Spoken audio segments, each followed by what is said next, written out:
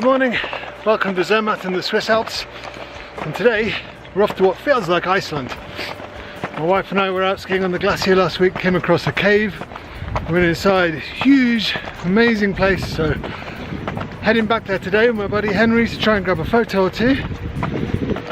Not sure whether this place should be common knowledge, its location, so you might not see the whole journey getting there. Let's go.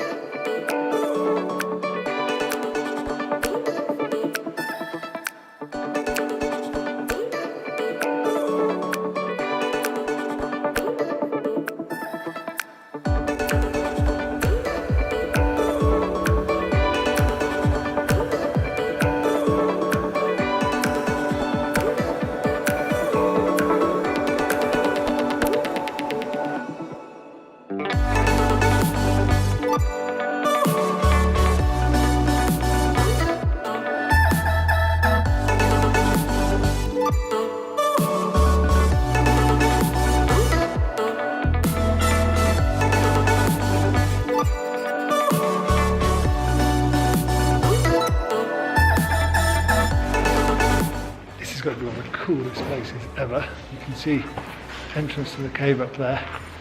Come down under all this ice, fantastic blue ice. Some pretty challenging light conditions in here. Super bright up by the entrance behind me. Super dark down here. So some long exposures required. For sure some bracketing required. Forgot to bring my entrance to an Icecave filter to block out that light. It's time to get started, take some photos.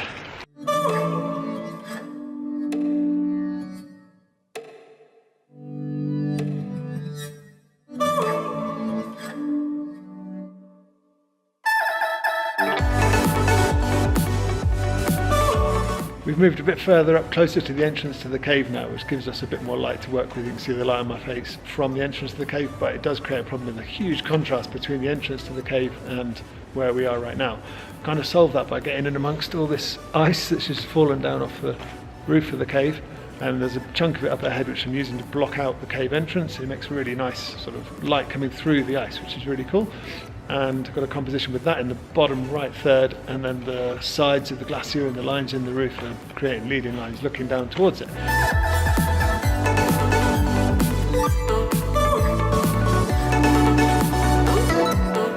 So I've switched my attention briefly away from like the big shot of the cave and trying to look at a couple of little details, and the ice that I'm in amongst at the moment is really clear with these little bubbles inside it. So I've thrown my head torch down underneath this particular bit of ice, gone for a really shallow depth of field and focused on the bubbles inside the ice, and just makes a nice little abstract, what looks like a mountain out of a little bit of ice.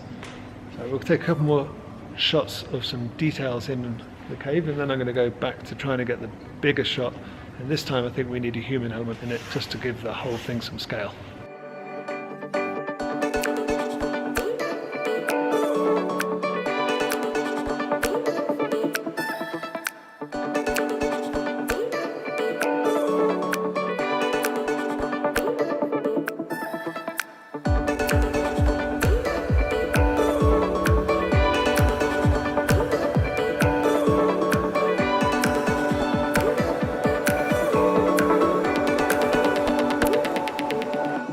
I've come around the other side of the ice that I was shooting through just now, and I really like how we've got this cool big chunk of ice in the foreground. It's still lit up from the entrance from the cave, which is up behind you there.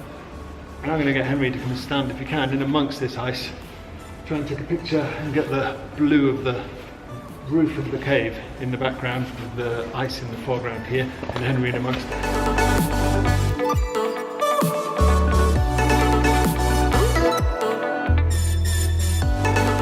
I really like the images with Henry in the shot. It adds so much scale to the frame that I've actually lit him up using my head torch, and again we're going to have to combine some images together, but hopefully this also looks really nice.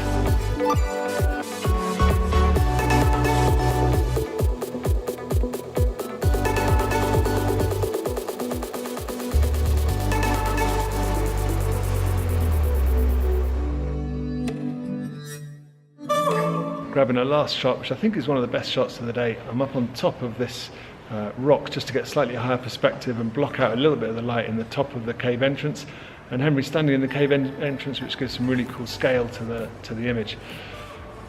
The challenge is, of course, the brightness in the cave entrance compared to the darkness here. Even at an ISO of 340, I'm getting a 20 or 30 second exposure to expose for the cave, and the shot of Henry is like a 40th of a second or something. So I have to combine at least two of those together to try and get a well exposed image.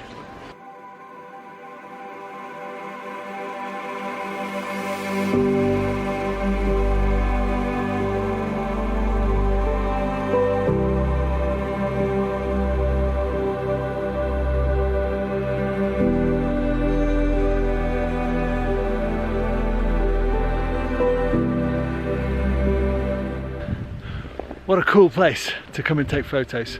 Really lucky to have found it and had it to ourselves for the day. Hopefully the shots have done some justice just how big it is in there, but I'm sure there's a lot more photographic opportunities to come back and be had, maybe taking more detailed shots of the ice and things like that. So somewhere definitely to return to. If you want to see another video, something like this, subscribe to the channel, hit the little bell next to the subscribe button, and YouTube will let you know whenever we chuck up a video. But thanks very much for watching. See you on the next one. Ciao, Tama.